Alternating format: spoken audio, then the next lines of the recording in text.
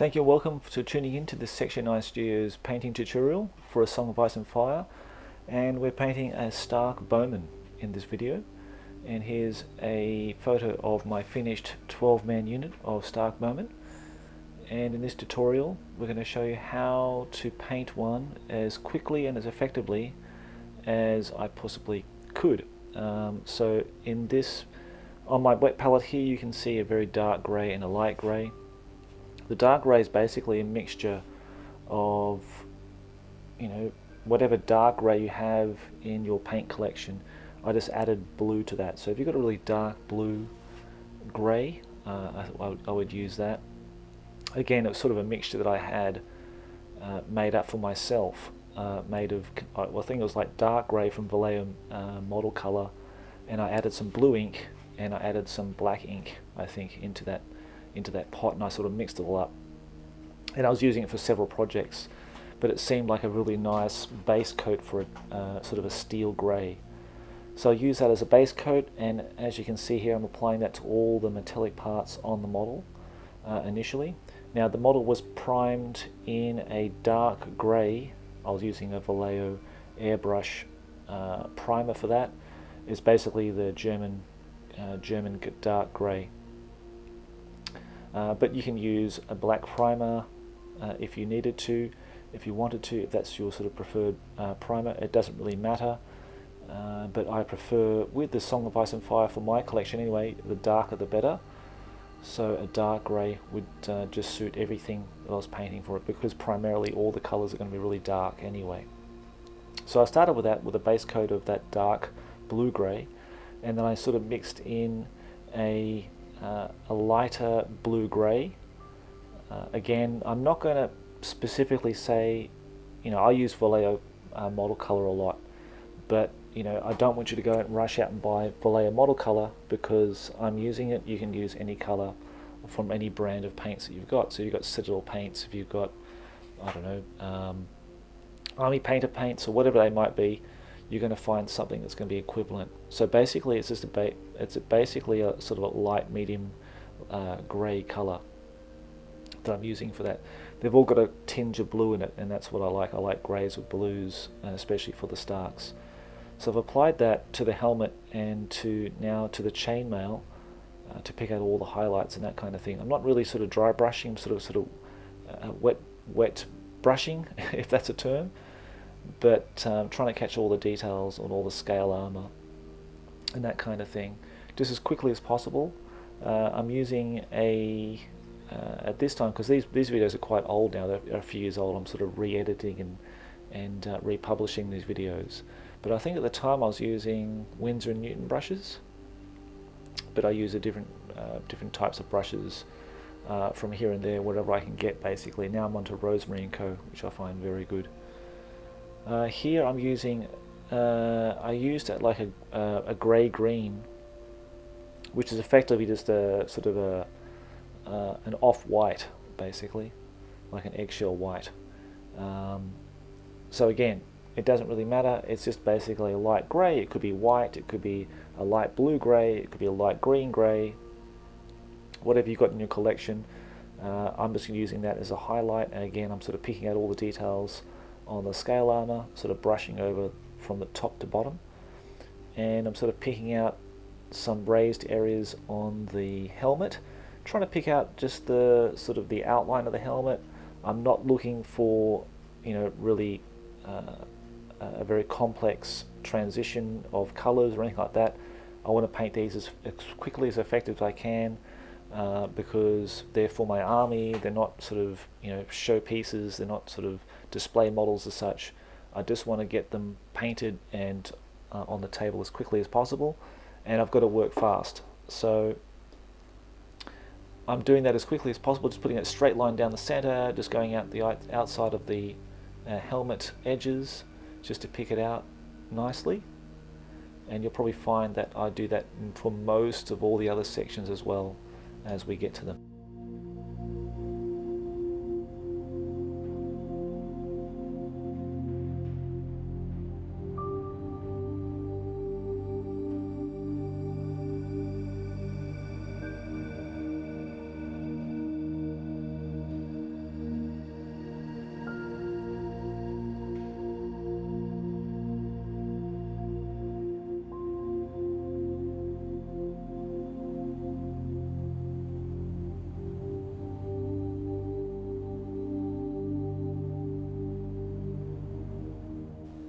Okay, so here I'm using a very dark grey. This is going to be for the cloth sections of the model. So he's like his tunic, his clothing. Again, it's just a very dark grey mixed with blue as well, because I want I'm trying to capture the same aesthetic look to the colours as the cards were for the unit cards for A Song of Ice and Fire at that time. And so I really wanted to go for like a really dark blue grey. So that's going to be the base, and I'm working everything from like dark to light basically. That's kind of the way, that's the kind of the formula that I stick to, and I find it's the best and most effective way of getting colours down on the miniature fast and getting them highlighted to a stage where I think I'm pretty happy with it. So once you base colour and put down all that base colour on your model first, we'll go into the highlighting section.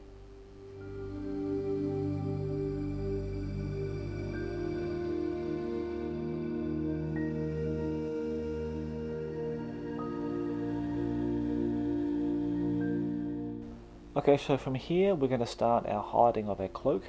Basically I'm adding the same green grey or light grey to the base mix to get a sort of a medium highlight, and then I'm sort of just lining in all the highlighted ridged areas on the cloth and just outlining the tunic itself. So really no blending is really required. I mean, you could go that extra step if you wanted to, there's nothing stopping you. But in the case of my miniatures for this particular project, I'm trying to get them done as quickly as possible, as I said. So just outlining each of the highlighted ridges on the tunics just to define the cloth, and so just to articulate the folds and that kind of thing in the cloth itself. And we'll go on to the next stage.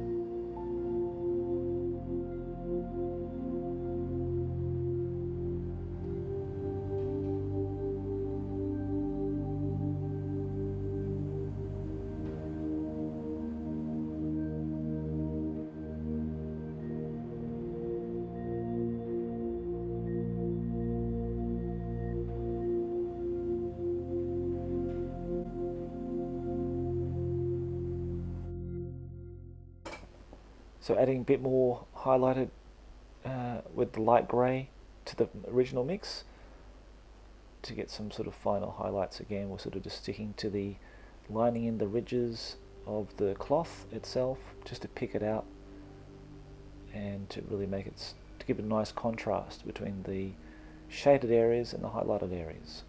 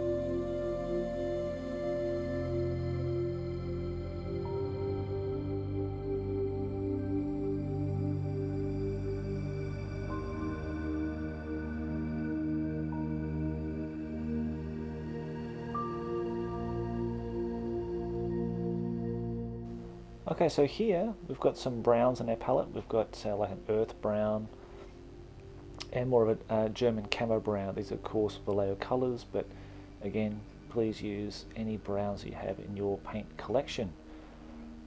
Basically, we're adding a little bit of that blue-grey to the brown as well, as I sort of want a much darker brown, and adding blue to the brown and a bit of grey in there as well.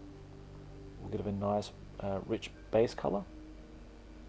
Now, if you really want to paint your miniatures super bright and like primary colours and that kind of thing, for example, you can do that. I just find that the Song of Ice and Fire has this sort of really dark, depressing look about it. So everything has to be sort of drab brown colours, and yeah, it sort of fits the mood of the books and the TV show, I think. And overall, I'm quite happy with this particular effect of colour that it brings to the characters and units. So we're just going to base coat all our browns with this particular base coat now until we get to the next stage.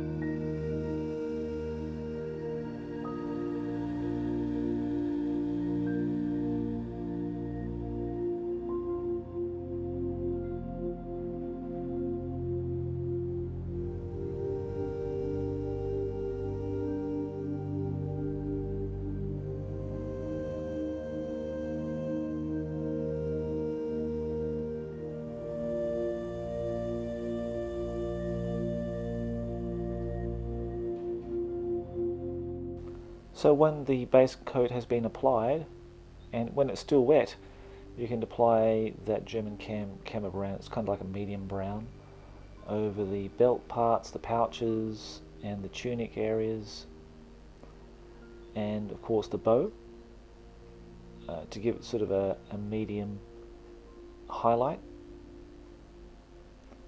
And once you've done that, we're ready to go into highlighting it further, so we'll wait till we get to the next stage then.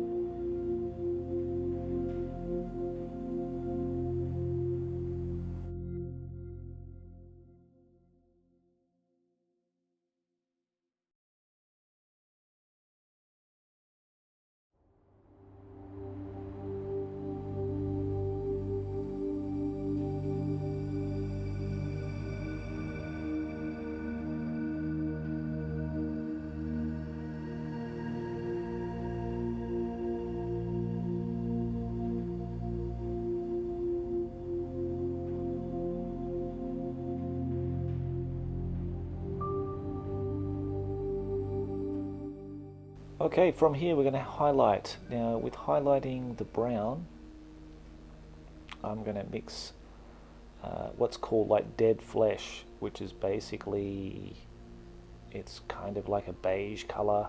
If you have a beige in your collection, your paint pot collection there, just use that. It's just a very light yellowy brown color. Just add that to your earth brown, or sort of a lighter yellowy brown color, and again, just sort of pick out the highlights. Just go through, outline the areas, the raised areas on the belt, and again, just sort of line in the edges on the brown skirting and on the bow as well. So again, we don't really need to be too finessed about this. We can just pencil in, if you like, just around the edges, just to define, give it definition, and that's all we're looking for.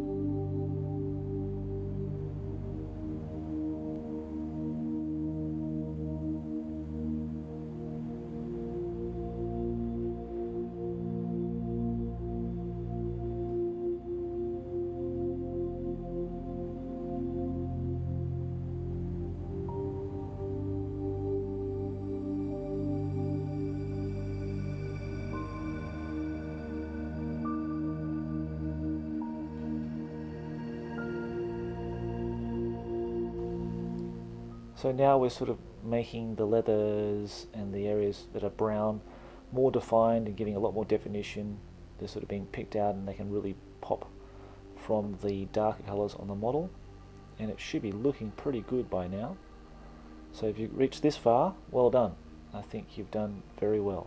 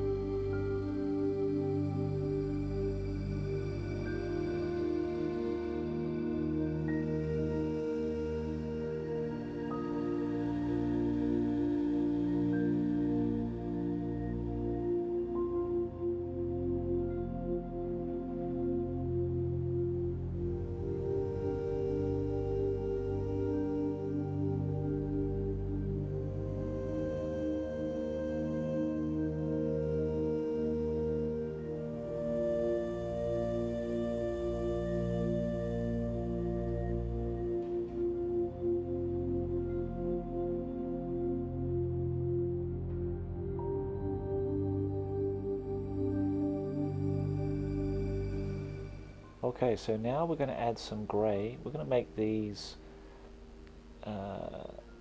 the undershirt here in more of a white colour, or a lot, not really white. It's going to be like a really off-white, but much lighter than the blue that his tunic is in. So again, I'm just going to give this a sort of a dark base of like a blue-grey to get it started, and then we can sort of highlight from there.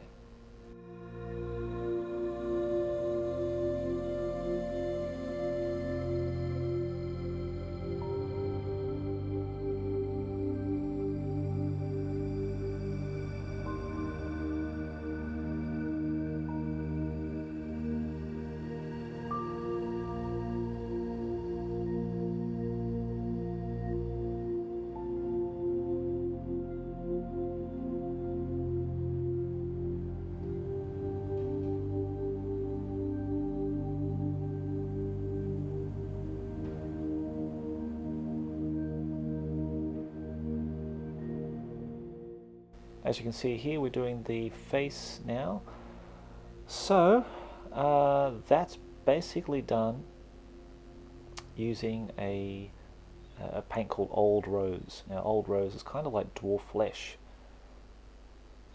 If you're familiar with like a Citadel paint called Dwarf Flesh. It's a very rosy, fleshy sort of colour, and I like that as a sort of a base colour when I do flesh tones.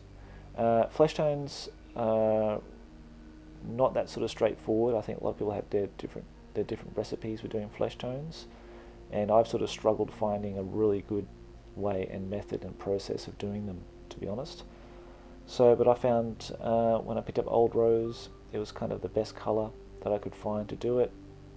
I do mix it with things like snakebite leather, or which is kind of like a terracotta based brown as well, as a base coat, and then using things like Sunny Skin Tone, and that as a highlight over the top of that. It's basically just finding the right sort of process and method that you're sort of comfortable with doing flesh tones, and going from there. So hopefully this guide will help you in what I do. But if not, then maybe you have your own process and method. Please let me know. But now we're going to highlight the parts of his sleeves, which are sort of in this lighter grey, and basically we're just adding a sort of a light grey to that original mix, and we're just sort of starting from the top to bottom, and we're sort of just lining in again all the raised areas on the sleeves.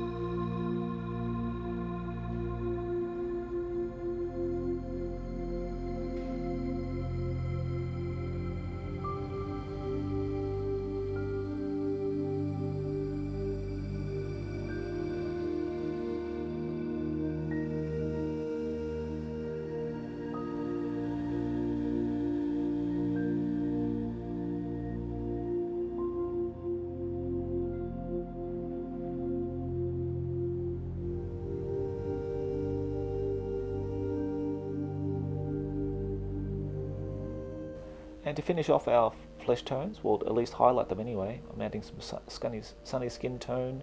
We can add white to that base mixture. And I mean, you know, the hands and the faces aren't really well defined on these models anyway, so you don't have to be too particular, but just, you know, adding a blob of paint on the nose and just on the outside of the face, and try to get the fingers painted in. That's enough. I think that'll do fine.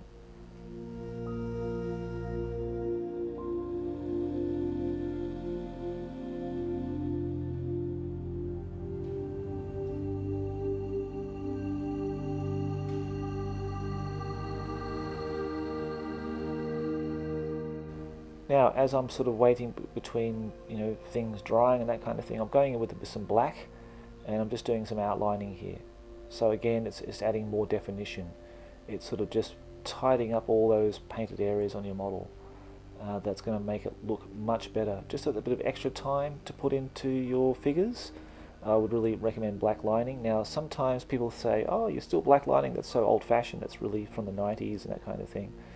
But I still prefer doing black lining. Now, if you don't like to do predominantly black as a paint to do your lining in, you can use like a really dark brown, or you can use something like Hull Red, which is a very dark red color. Anything like that would be perfectly suitable as well.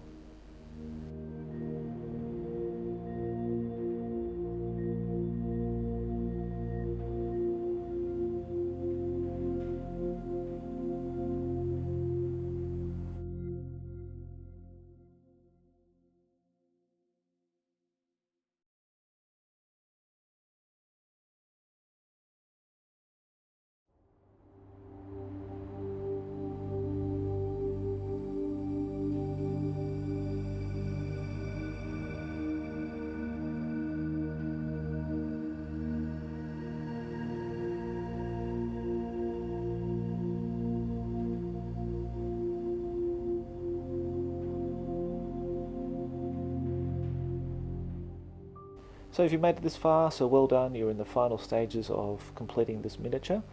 And here we're just going to add some definition to the boots. Now the boots are in black, and again I'm just adding some lighter greys just to pick out the creases and just to define the boots. That's all you need to do. Just line in a few bits and pieces here just to get a bit more definition, and really that's it. So again, I think the Ice and Fire miniatures, one of their strong points is that they're not overly detailed, so it makes the painting process a lot quicker. There's only 12 models to a tray, which means, you know, you can get your units done within a reasonable amount of time, and it does make that process a lot more enjoyable. Here I'm adding white to the palette. Now white is a color I use right at the very, very last, the last sort of part that I want to do, just in very, very small quantities, just to add that final highlight, just to pick it out, just that final sort of glint of light, or it could be on a lot of like non-metallics, which is the metallic way I like to paint models. It could be just on that loincloth that you just want to add that final little spark, but just in very, very fine, small quantities, nothing over the top. If you add too much white, it becomes this big blob, and it doesn't look very good at all. So this is sort of the cleanup stage that you sort of go through at the end, and sort of define all those extra little bits that needs to be tidied up. Also, Hull Red is a colour that I really like to use, and I like to use it as kind of like a wash. And here it sort of just adds a little bit more sort of dirt, grime, oil, grease, whatever you want to call it. Blood, could be blood as well, on the metallic areas. It just adds a little bit extra character, and gives a bit more depth to metallic areas. It can be used on the skin tones as well. It can be used on the blues, just in very defined areas. So pick a point where you want to place it and put it on there. Don't just sort of wash with water over an area. It will look terrible. So this is the finished outcome of all 12 Bowmen that I've painted. Hope this tutorial was of great help to you, and please let me know in the comments. Thanks very much for watching.